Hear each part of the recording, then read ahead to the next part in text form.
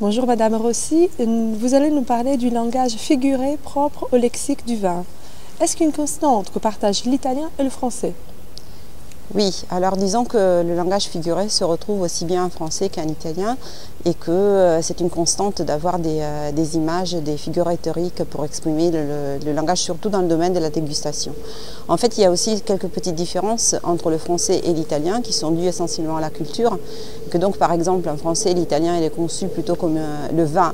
En italien est conçu plutôt comme un homme et que donc vous avez des adjectifs comme généreux, comme fort, puissant, etc. Alors qu'en français vous avez plutôt une image féminine du vin et le vin est plutôt conçu comme une femme qui est séduisante, qui a de la cuisse, qui a de la rondeur, etc. Donc il y a quelques petites différences, mais n'empêche que vous avez quand même des constantes métaphoriques qui reviennent d'une langue à l'autre. Merci. Peut-on parler de jonglage verbal ou bien les expressions si particulières qui caractérisent le langage des sommeliers ont-elles réellement une justification? Donc peut-on parler de jonglerie verbale? Sont-elles l'indice, ces expressions, d'une lacune terminologique?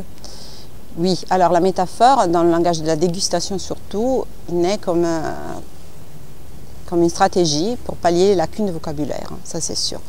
Il est vrai aussi que dans le langage du vin, il y a des expressions métaphoriques qui sont plutôt utilisées à des fins expressives. Donc vous avez des expressions qui reviennent et qui sont plutôt des stratégies rhétoriques, en effet, pour valoriser un vin, plutôt poétique, je dirais même.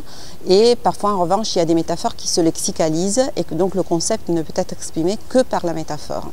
Je pense par exemple à des concepts comme le concept de corps ou comme le concept de larmes ou de jambes du vin, qui sont des concepts tout à fait techniques et que l'on peut exprimer uniquement par des métaphores. Donc là, les métaphores sont des termes à part entière. Et toujours par rapport au langage du vin, les différences entre les deux langues naissent de comportements culturels différents? Parfois, cela est tout à fait vrai. On l'a vu dans le cas des métaphores anthropomorphiques.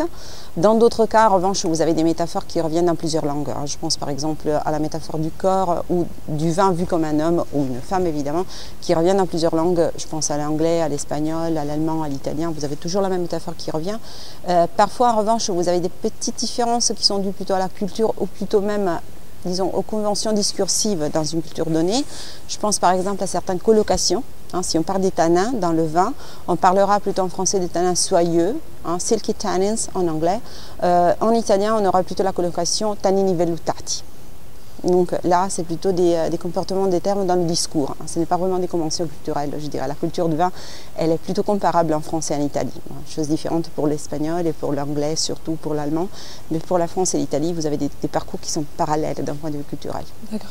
Et donc, dernière petite question, Madame Rossi, qu'est-ce qui ne va jamais manquer dans votre frigo? Un bon vin blanc. Merci Madame Rossi.